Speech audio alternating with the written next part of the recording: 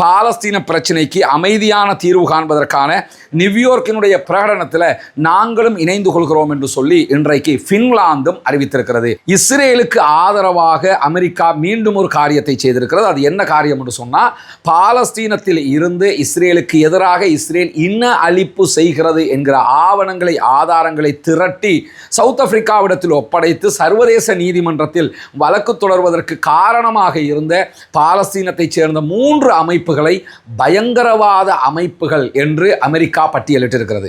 இன்றைக்கு பாலஸ்தீன விடுதலை அமைப்பினர் 700வது நாளையொட்டி ஒரு அறிக்கையை வெளியிட்டிருக்கிறார்கள். அந்த அறிக்கையில மிக தெளிவாக அவர்கள் சொல்லுகிற ஒரு முக்கியமான செய்தி என்னன்னு சொன்னா, அந்த வீடியோ தான் இன்னைக்கு டாக் ஆஃப் தி சிட்டியாக இஸ்ரேலுக்குள்ள பற்றி எரிகிற விவகாரமாக மாறி இருக்கிறது. என்னன்னா, கற்பனை கூட பண்ண முடியாத ஒரு சில விஷயங்களை அவங்க பண்ணி காட்டுறாங்க அல்லாஹ்வுடைய உதவியில.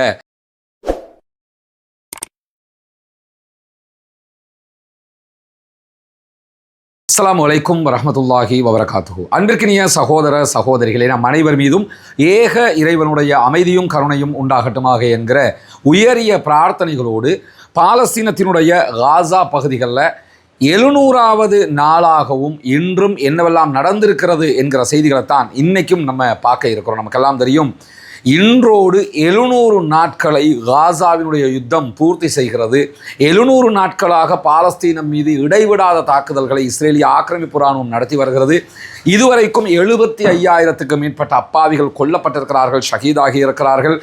1.5 லட்சத்துக்கும் மேற்பட்ட அப்பாவிகள் படுகாயம் அடைந்திருக்கிறார்கள். முழு காசாவுமே அழிக்கப்பட்டிருக்கிறது என்கிற சூழலில் இன்றைக்கு மீண்டும் பலத்த தாக்குதல்களை இஸ்ரேலிய ஆக்கிரமிப்பு இராணுவம் பாலஸ்தீன அப்பாவிகள் மீது நடத்தியிருக்கிறது. கடந்த 24 மணி நேரங்களுக்குள்ளாக 64 அப்பாவிகள் காசாவிலே கொல்லப்பட்டிருக்கிற அதே நேரம் 422 அப்பாவிகள் படுகாயம் அடைந்திருக்கிறார்கள் என்கிற செய்திகளும் இன்றைக்கும் வெளியாகி இருக்கிறது. எனவே தொடர்ந்தும் இஸ்ரேல் தன்னுடைய தாக்குதல்களை பலத்த அளவிலே பாலஸ்தீன அப்பாவிகள் மீது நடத்தி வருகிறது. ஆனால் இஸ்ரேலிய ஆக்கிரமிப்பு இராணுவத்தினால் பாலஸ்தீன விடுதலை இராணுவத்தை தோற்கடிக்க முடியவில்லை, அவர்களோடு மோத முடியவில்லை என்கிற நிலைமையையும் நம்ம தொடர்ந்து பார்க்க முடிகிறது. அதே நேரத்தில் இன்றைக்கு பாலஸ்தீன விடுதலை அமைப்பினர் 700வது நாளையொட்டி ஒரு அறிக்கையை வெளியிட்டிருக்கிறார்கள். அந்த அறிக்கையில் மிக தெளிவாக அவர்கள் சொல்லுகிற ஒரு முக்கியமான செய்தி என்னன்னு சொன்னால், சர்வதேச மட்டத்தில் காசா மீது இஸ்ரேல் நடத்துகிற இந்த தாக்குதல்கள் மிக மிக அவலட்சணமானது, அவமானகரமானது என்பதை அவர்கள் சுட்டிக்காட்டியிருக்கிறார்கள். காரணம் என்னன்னா, இத்தனை அப்பாவிகள் கொல்லப்பட்டும் உலகத்தில் இருக்கக்கூடிய இத்தனை நாடுகளுக்கு முன்பதாகவே இது நடைபெற்றும் சர்வதேச நாடுகளால் இந்த தாக்குதல்களை தடுக்க முடியவில்லை என்பது அவமானமாக தெரியவில்லையா என்பதுதான் அவர்களுடைய மிக பெரும் கேள்வியாக இருக்கிறது. உண்மையும் அதுதான். ஏன்னா, அரபு நாடுகள் மாத்திரமே உலகத்தில், அரபு இஸ்லாமிய நாடுகள் 52க்கும் மேற்பட்ட நாடுகள் இருக்கிறது. அதை தாண்டி சர்வதேச அளவில் பலம் பொருந்திய பல நாடுகள் இருக்கிறது. கண்ணுக்கு முன்பதாக மனித குலத்தைச் சேர்ந்த ஒரு சாரார் பச்சையாக கொல்லப்பட்டு கொண்டிருக்கும் போது 700 நாட்களாக அதை தடுக்க முடியவில்லை என்று சொன்னால் அது மிகவும் அவமானகரமான ஒன்றுதான். வரலாறு இவர்களை மன்னிக்காது என்பதுதான் இன்றைக்கும் பாலஸ்தீன விடுதலை அமைப்பு வெளியிட்டிருக்கக்கூடிய முக்கியமான அறிவிப்பாக இருக்கக்கூடிய சந்தர்ப்பத்தில் இன்றைய நாளில் இஸ்ரேலுக்கு ஆதரவாக அமெரிக்கா மீண்டும் ஒரு காரியத்தை செய்திருக்கிறது. அது என்ன காரியம் என்று சொன்னால், பாலஸ்தீனத்தில் இருந்து இஸ்ரேலுக்கு எதிராக இஸ்ரேல் இன அழிப்பு செய்கிறது என்கிற ஆவணங்களை ஆதாரங்களை திரட்டி சவுத் ஆப்பிரிக்காவிடத்தில் ஒப்படைத்து சர்வதேச நீதிமன்றத்தில் வழக்கு தொடர்வதற்கு காரணமாக இருந்த பாலஸ்தீனத்தை சேர்ந்த 3 அமைப்புகளை பயங்கரவாத அமைப்புகள் என்று அமெரிக்கா பட்டியலிட்டிருக்கிறது. ஒரு அமைப்பு பயங்கரவாத அமைப்பு என்று சொல்லி பட்டியலிடப்படணும்னா அவங்க சட்டவிரோத ஆயுதங்களை பயன்படுத்தி இருக்க வேண்டும், சட்டவிரோதமாக யாரையாவது கொலை செய்திருக்க வேண்டும், அதற்குரிய தூண்டுதல்கள் அவங்க பண்ணியிருக்கணும்னு பயங்கரவாதத்துக்குன்னு ஒரு டெஃபினேஷன் வரையறுக்கப்பட்டிருக்கிறது. இந்த எந்த ஒரு டெஃபினேஷனுக்குள்ளேயும் பொருந்தாத 3 அமைப்புகள் மீது பயங்கரவாத குற்றச்சாட்டை அமெரிக்க அரசாங்கம் இன்றைக்கு சுமத்தி இருக்கிறது. குறிப்பாக Palestinian centre for human rights என்கிற ஒரு அமைப்பு, அதே போன்று அல் மீசான் சென்டர் ஃபார் ஹியூமன் ரைட்ஸ் என்கிற அமைப்பு, அதே நேரத்தில் த ரமல்லா பேஸ்ட் அல் ஹக் ரமல்லாவில் இயங்கக்கூடிய அல் ஹக் என்கிற ஒரு அமைப்பு. இந்த 3 அமைப்புகள் மீது தான் அமெரிக்கா இன்றைக்கு பயங்கரவாத குற்றச்சாட்டை சுமத்தி தடைகளை விதித்திருக்கிறது. இஸ்ரேல் இதை வரவேற்றிருக்கிறது. காரணம் என்னன்னா, அவங்களுக்கு ஆதரவாக இந்த தீர்மானம் இருக்கிறது என்பதுதான் அவர்களுடைய அடிப்படை ஆசையாக இருக்கிறது. எது நடந்தாலும் அமெரிக்கா முழுவதுமாக இஸ்ரேலுடைய அநியாயத்திற்கு துணை போகிறது என்பதை அமெரிக்க மக்களே வெளிப்படையாக புரிந்து கொள்ளுகிற ஒரு நிலையாக இந்த நிலையும் மாறி இருக்கக்கூடிய சூழல்ல தான் நேற்று வெளியாகி இருக்கக்கூடிய இன்னும் ஒரு முக்கியமான செய்தி என்னன்னா, நமக்கெல்லாம் தெரியும், பாலஸ்தீனத்தில் இஸ்ரேல் செய்கிற அநியாயங்கள் எந்த விதமான விளம்பரங்களும் இல்லாமல் உண்மையான செய்திகளாகவே இன்றைக்கு சர்வதேசமயப்படுத்தப்பட்டு விட்டது. அல் ஜசீராவினுடைய பங்கு அதிலே மறுக்க முடியாதது. அதை தாண்டி சமூக வலைதளங்கள் எதுவெல்லாம் சிலிக்கான் வேலியில இருந்து இயங்குகிறதோ, எதுவெல்லாம் அமெரிக்காவை தளமாக கொண்டு இயங்குகிறதோ, அதே சமூக வலைதளங்கள் ஊடாகத்தான் காசாவினுடைய அநியாயங்கள் இன்றைக்கு உலகம் முழுவதும் பரவி இருக்கிறது. ஃபேஸ்புக்காக இருந்தாலும், இன்ஸ்டாகிராம், ட்விட்டர், எதை நீங்க எடுத்துக்கிட்டாலும் இஸ்ரேல் செய்கிற அநியாயங்கள், அப்பாவிகளுக்கு நடக்கக்கூடிய அநியாயங்களை தடுத்து நிறுத்த கோரி உலகில் இருக்கக்கூடிய மனிதநேயத்தை நேசிக்கக்கூடிய அத்தனை பேருமே குரல் எழுப்பி வருகிறார்கள். இதை எப்படி தடுக்கிறது, நாங்கள் ரொம்ப நல்லவங்க எப்படி காட்டுறது, எங்களுடைய தரப்பை எப்படி சரிப்படுத்தி கொள்வது என்பதில் பெஞ்சமின் நெதன்யாகுவினுடைய அரசாங்கம் ரொம்பவே தடுமாறி கொண்டிருக்கக்கூடிய ஒரு சூழலை நம்ம பார்க்க முடிகிறது. எந்த அளவுக்கு சொன்னால், யூடியூபை எடுத்தால், அல்லது கூகுளுடைய தயாரிப்புகளை எடுத்துக்கிட்டா, வாட்ஸ்அப்பை எடுத்துக்கிட்டோம்னா, அதே போன்று மெட்டாவினுடைய எந்த தயாரிப்பை நம்ம எடுத்துக்கிட்டாலும், எக்ஸை எடுத்துக்கிட்டாலும், எல்லா தளங்களிலும் இஸ்ரேல் அநியாயம் செய்கிறது என்பது ஆதாரபூர்வமாக உலகம் முழுவதும் தெரிந்து கொண்டிருக்கிறது. எல்லோருமே சுயமாக இந்த அநியாயத்திற்கு நியாயம் கோரிக்கொண்டிருக்கிறார்கள் என்கிற காரணத்தினால நேற்றைய தினம் என்ன பண்ணியிருக்கிறாங்கன்னு சொன்னா, இஸ்ரேல் கூகுள் கம்பெனியோடு, யூடியூப் அண்ட் கூகுளுடைய தயாரிப்புகளோடு $40 மில்லியன் பெறுமதியான ஒரு ஒப்பந்தத்தை செய்திருக்கிறார்கள். அந்த ஒப்பந்தம் என்னன்னு சொன்னா, எதிர்வருகிற நாட்களில் யூடியூப், கூகுளுடைய தயாரிப்புகள் எல்லாவற்றிலும் இஸ்ரேலுடைய நியாயங்கள் என்கிற பேரில் பொய்கள் பேசப்பட வேண்டும். இஸ்ரேல் அநியாயம் எல்லாம் பண்ணல, காசாவுக்குள்ள எந்த அட்டூழியத்தையும் இஸ்ரேல் பண்ணல, இஸ்ரேல் என்றா ரொம்ப நல்லவைங்க, யூதர்கள் ரொம்ப அப்பாவிகள் என்கிற இந்த பழைய புராணத்தை மீண்டும் பாட வேண்டும் என்பதற்காக செலவு செய்து தங்களுக்கான ஒரு விளம்பரத்தை செய்வதற்கு இஸ்ரேல் முன் வந்திருக்கிறது. ஒரு காலம் இருந்தது, முழுவதுமாக இஸ்ரேல் சொல்லுகிற பொய்களை இலவசமாக பல நிறுவனங்களும் பரப்பி கொண்டிருந்த சூழல்ல இன்னைக்கு அதே பொய்களுக்கு இஸ்ரேலே பணம் செலுத்த வேண்டிய ஒரு நிலை ஏற்பட்டிருக்கிறது. என்ன பணம் செலுத்தினாலும் என்ன செய்தாலும் இஸ்ரேலியர்கள் செய்கிற அநியாயம் தற்போது உலகம் முழுவதும் வியாபித்து விட்டது, தெரிந்து கொண்டு விட்டார்கள். எனவே இதற்கு பிறகும் அவர்கள் உண்மைகளை மூடி மறைக்க முடியாது என்பதுதான் யதார்த்தமான ஒன்றாக இருக்கக்கூடிய சூழல்களில் இன்றைய தினம் பாலஸ்தீனத்தினுடைய பெண் கைதிகள் தொடர்பான ஒரு செய்தி வெளியாகி இருக்கிறது. பாலஸ்தீனம் சார்பாக கைது செய்யப்பட்டு சிறைகளில் வாடிய ஒரு பெண் கைதி இன்றைக்கு ஒரு உண்மையை வெளியிட்டிருக்கிறார்கள்.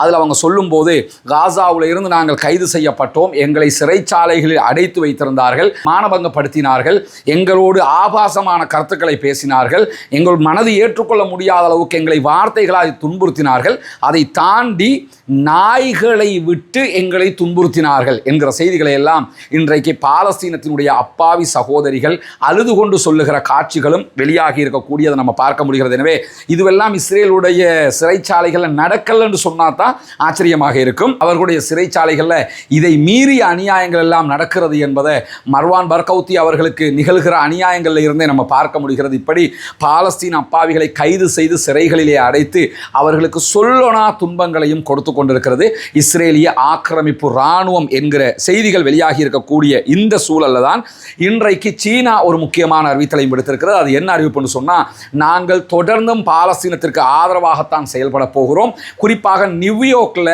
ஐநாவினுடைய தீர்மானம் கொண்டு வரப்பட இருக்கிறது. அந்த தீர்மானத்தில், நியூயார்க் பிரகடனத்தில் நாங்கள் மீண்டும் பாலஸ்தீனத்தை ஆதரிக்க போகிறோம் என்பதை திட்டவட்டமாக சொல்லியிருக்கிறார். அதே நேரம் பாலஸ்தீன பிரச்சனைக்கு அமைதியான தீர்வு காண்பதற்கான நியூயார்க்கினுடைய பிரகடனத்தில் நாங்களும் இணைந்து கொள்கிறோம் என்று சொல்லி இன்றைக்கு பின்லாந்தும் அறிவித்திருக்கிறது. பெல்ஜியம் ஏற்கனவே இஸ்ரேலுக்கு தடைகளை விதித்திருக்கிறது. பாலஸ்தீனத்தை தனிநாடாக அங்கீகரிப்போம் என்று 2-3 நாட்களுக்கு முன்பதாக அறிவித்திருந்த நிலையில தான் இன்றைக்கு பின்லாந்தும் நாங்கள் பாலஸ்தீனம் பக்கம் நிற்கிறோம் என்கிற ஒரு அறிவிப்பை விடுத்திருக்கிறார்கள். எனவே தொடர்ந்தும் பாலஸ்தீனத்திற்கான ஆதரவு தளம் அதிகரித்து கொண்டே வருகிறது என்கிற செய்திகளை நம்ம பார்க்கிற நேரத்தில் இன்னைக்கு ஒரு முக்கியமான வீடியோவை பாலஸ்தீன விடுதலை அமைப்பினர் வெளியிட்டிருக்கிறார்கள். அந்த வீடியோ தான் இன்னைக்கு டாக் ஆஃப் த சிட்டியாக இஸ்ரேலுக்குள்ள பற்றி எரிகிற விவகாரமாக மாறி இருக்கிறது. என்னன்னா, கற்பனை கூட பண்ண முடியாத ஒரு சில விஷயங்களை அவங்க பண்ணி காட்டுறாங்க. அல்லாஹ்வுடைய உதவியில் காசா என்பது தொடர்ந்து குண்டுமலை பொழியக்கூடிய ஒரு பகுதியாக இருக்கிறது. யாருமே நடமாட முடியாத ஒரு பகுதியாக இருக்கக்கூடிய காசா சிட்டிக்குள்ள இஸ்ரேலிய ஆக்கிரமிப்பு நாட்டில் இருந்து கைது செய்யப்பட்ட பணைய கைதிகளாக பிடித்து கொண்டு செல்லப்பட்ட 2 பேர் காசாவுக்குள்ள ஒரு காரில் சுற்றி வலம் வருகிற வீடியோ இன்றைக்கு வெளியிடப்பட்டிருக்கு. அந்த வீடியோவினுடைய லிங்க் நம்முடைய டெலிகிராம் சேனலில் நம்ம பதிவிடுவோம், அதில் நீங்கள் பார்க்கலாம். ஆனால் அந்த வீடியோவில் நடக்கக்கூடிய செய்திகள் என்னன்னு சொன்னால், காசாவை சுற்றி திரியக்கூடிய இஸ்ரேலை சேர்ந்த ஒரு பணைய கைதி, அவரே வண்டி ஓட்டிக்கிட்டு அவர் பயணம் போகிற மாதிரி அந்த வீடியோ பதிவு செய்யப்பட்டிருக்கு. இந்த வீடியோ ஆகஸ்ட் மாதம் 28ஆம் தேதி காசாவுக்குள் பதிவு செய்யப்பட்டிருப்பதாக அந்த வீடியோவில் அவங்க குறிப்பிடுகிறாங்க. அதில் பதிவு செய்யப்பட்ட வீடியோவில் காட்சியில் வரக்கூடிய தலால் என்கிற இஸ்ரேலை சேர்ந்த இஸ்ரேலுடைய பணைய கைதி நிறைய விவகாரங்களை காசா மக்களுக்கு மட்டுமல்ல உலக மக்களுக்கு பேசிக் கொண்டிருக்கிறார். குறிப்பாக இஸ்ரேலிய ஆக்கிரமிப்பு அரசாங்கத்துக்கு எதிராக பேசுகிறார். காசாவினுடைய இடிபாடுகளுக்கு மத்தியிலே ஒரு காரில் அவர் சுற்றிக்கிட்டு வர்றாரு. வரும்போது என்ன சொல்கிறாருன்னு சொன்னால், நாங்கள் இதுவரைக்கும் பாலஸ்தீன விடுதலை அமைப்பினுடைய கைதிகள் என்று தான் நினைத்து கொண்டிருந்தோம். ஆனால் உண்மை அதுவல்ல. நாங்கள் உண்மையாக இஸ்ரேலிய அரசாங்கத்தினுடையவும் பெஞ்சமின் நெதன்யாகுவினுடையவும் ஸ்மாரிச்சினுடையவும் கைதிகளாகத்தான் இருக்கிறோம். ஏன்னா இவெல்லாம் நம்பர் 1 இனவாதிகள். அதை சொல்லிக்காட்டி அவர் என்ன சொல்கிறாருன்னா, நாங்கள் பாலஸ்தீன விடுதலை அமைப்பினுடைய கைதிகள்னு நாங்கள் நினச்சிக்கிட்டு இருக்கிறோம். நாங்கள் அவங்களோட கைதிகள் இல்லை. சரியா, எங்களை கைது பண்ணி வச்சிருக்கிறது இப்போ யாருன்னு கேட்டால் நெதன்யாகும் அவருடைய அரசாங்கமும் தான். ஏன்னா விடுதலை செய்வதற்கு எத்தனையோ வாய்ப்புகள் இருந்தும் மீண்டும் மீண்டும் அதை சீர்குலைத்து எங்களை கொல்வதற்கான வாய்ப்புகளை அவர்கள் தான் ஏற்படுத்தி கொடுக்கிறார்கள் என்று இன்றைக்கு வெளிப்படையாகவே அவர்களுடைய பணைய கைதியே பேசக்கூடிய வீடியோ வெளியாகி இருக்கிறது. மட்டுமல்லாமல் நானும் என்னோடு 8க்கும் மேற்பட்ட நண்பர்களும் இந்த பகுதிகளில் செத்து விடுவோம் என்கிற அச்சத்தோடு இருக்கிறோம்ங்கிறாரு. நான் மட்டுமில்லை, 8 பேர் இந்த ஏரியாவில் இருக்கிறோம். எங்களுடைய மரணத்தை நாங்கள் நெருங்கி கொண்டிருக்கிறோம் என்கிற பயம் இருக்கிறது. 22 மாதங்கள் பணைய கைதிகளாக இருந்ததற்கு பிறகும் நாங்கள் உயிரோடு இருக்கிறோம்ங்கிறதே எங்களுக்கு ஆச்சரியமாக இருக்குது. காரில் அப்படி ஒரு ரவுண்டு போய்கிட்டே காசாவுக்குள்ள அவர் இதை சொல்கிறாரு. இந்த ரவுண்டு போகும்போது இஸ்ரேலுடைய குவாட் கேப்டர் எங்கே இருந்தது, இஸ்ரேலுடைய ஆளில்லா விமானங்கள் எங்கே இருந்தது, மொசாது எங்கே இருந்தது, ஷின்பத்தி எங்கே இருந்தது என்கிற கேள்விகள் எல்லாம் இருக்கிறது. அசால்ட்டாக ஒரு பணைய கைதியாக இருந்தால் கையில் விளங்கோட வெளியே வரவிடாமல் இருப்பார்னு சொல்லித்தானே உலகம் புரிஞ்சு கொண்டிருக்கும். ஆனால் பாலஸ்தீன விடுதலை அமைப்பு வைத்துக் கொண்டிருக்கக்கூடிய கைதிகள் சாதாரணமாக சுற்றி வருகிற அளவுக்கு தான் அவர்கள் வைத்துக் கொண்டிருக்கிறார்கள். அவர் வரும்போது தான் இதை சொல்கிறாரு, 22 மாதமாக நாங்கள் பணைய கைதிகளாக இருக்கிறோம், ஆனால் இப்போ உயிரோடு இருக்கிறோம்ங்கிறதே எங்களுக்கு ஆச்சரியமாக இருக்கிறது. ஏன்னா அவ்வளவு குண்டுகளை நீங்கள் போட்டுக்கிட்டு இருக்கிறீங்கன்னு சொல்லிட்டு இஸ்ரேலிய பிரதமர் பெஞ்சமின் நெதன்யாகுக்கு கிண்டலாக நன்றி தெரிவிக்கிற விதமாக ஒரு செய்தியை சொல்கிறார். உங்களுக்கு ஒரு நான் நன்றியை சொல்லணும் அப்படின்ட்டு இஸ்ரேலுடைய பணைய கைதி என்ன சொல்றாருன்னு சொன்னா, உங்களுடைய மகன் யாயர் நெதன்யாகு மியாமில வறுக்கப்பட்ட அல்லது சுடப்பட்ட இறைச்சியை சாப்பிட்டு சொகுசு வாழ்க்கை வாழ்ந்து கொண்டிருக்கிறாரு. ஆனால் நாங்கள் இங்கே என்ன நிலைமையில் இருக்கிறோம்னு சொல்லி சொன்னால், எங்களுக்கு சாப்பாடே இல்லாத நிலையில் கடைசி கட்டத்தில் சில ரொட்டி துண்டுகளும் கொஞ்சம் சீஸும் சில நூடுல்ஸும் எங்களுக்கு கிடைச்சிது. நாங்களும் உங்களுடைய மகனும் ஒரே நாட்டை சேர்ந்தவங்க. ஆனால் எங்களை எப்படி நீங்கள் ட்ரீட் பண்ணுறீங்க, உங்கள் மகனை எப்படி ட்ரீட் பண்ணுறீங்க? உங்கள் மகன் அமெரிக்காவில் மியாமியில் இருக்கிறாரு.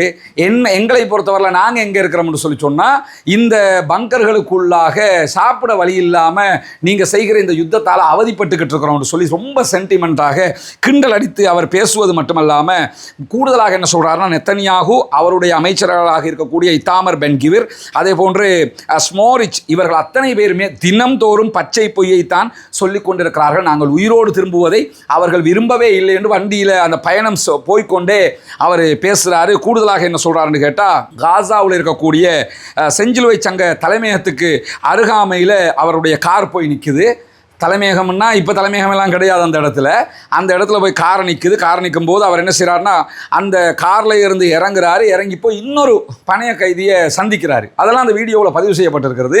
இதெல்லாம் ஆச்சரியமாக இருக்கிறது. ஒரு 100% யுத்தம் நடக்கிற, எப்போ குண்டு விழுமுன்னு தெரியாத ஒரு நிலையில் இருக்கக்கூடிய ஒரு இடத்துல இந்த வீடியோ ஷூட் பண்ணப்பட்டிருக்கிறது.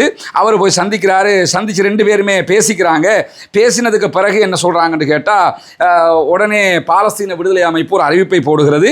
நேரம் முடிந்து விட்டது, நேரம் முடிஞ்சுக்கிட்டே போகுது. உங்கள் ஆக்கள் உயிரோடு வேணுமா வேணாமாங்கிறத நீங்கள் தான் முடிவெடுக்கணுங்கிறாங்க. இதுவரைக்கும் காசாவுக்குள்ள 48 இஸ்ரேலிய பணைய கைதிகள் இருக்கிறதாகவும் அதில் 20 பேர் உயிரோடு இருப்பதாகவும் நம்பப்படுகிறார். அதே நேரத்தில் 19,000க்கும் மேற்பட்ட பாலஸ்தீன அப்பாவிகளை இஸ்ரேல் கைது செய்து வைத்திருக்கிறது என்கிற செய்திகளையும் நம்ம புரிந்து கொள்ள வேண்டியிருக்கிறது. ஆனால் உண்மையிலேயே பாலஸ்தீன விடுதலை அமைப்பினிடத்தில் எத்தனை பணைய கைதிகள் இருக்கிறாங்கிறது அக்யூரேட்டாக தெரியாது. அதை இதுவரைக்கும் அவங்களும் வெளியிடலை என்கிற ஒரு சூழலை நம்ம புரிந்து கொள்ளுகிற அதே நேரத்தில் இந்த வீடியோ தற்போது இஸ்ரேலுக்குள்ள பெரும் அதிர்ச்சி அலைகளை உண்டாக்கி இருக்கிறது. காரணம் என்னன்னா, இப்படியான ஒரு வீடியோவை பாலஸ்தீன விடுதலை அமைப்பினர் வெளியிடுவார்கள் என்று யாரும் நம்பவில்லை, யாரும் எதிர்பார்க்கவில்லை என்கிற சூழலையும் நாம் புரிந்து கொள்ளுகிற அதே நேரம் பாலஸ்தீனம் வெற்றி பெற வேண்டும், பாலஸ்தீனம் சுதந்திரம் அடைய வேண்டும், பாலஸ்தீன மக்கள் நம்மை போன்று நிம்மதியானவர்களாக மாற வேண்டும், வாழ வேண்டும் என்கிற உயரிய பிரார்த்தனைகளோடு பாலஸ்தீன அப்பாவிகளுக்காக பிரார்த்திக்கிற அதே நேரம் இஸ்ரேல் ஆக்கிரமிப்பு ராணுவத்திற்கு எதிராக தொடர்ந்தும் குனூத்து நாசிலாவை ஓத மறந்து விடாதீர்கள் சகோதரர்களே, நண்பர்களே, தாய்மார்களே என்கிற கோரிக்கைகளோடு பாலஸ்தீன அப்பாவிகளுக்காக தொடர்ந்தும் ஜனநாயக ரீதியாக குரல் எழுப்புவோமாக. வாஹர் தவானா அல்ஹம்துலில்லாஹி ரப்பில் ஆலமீன்.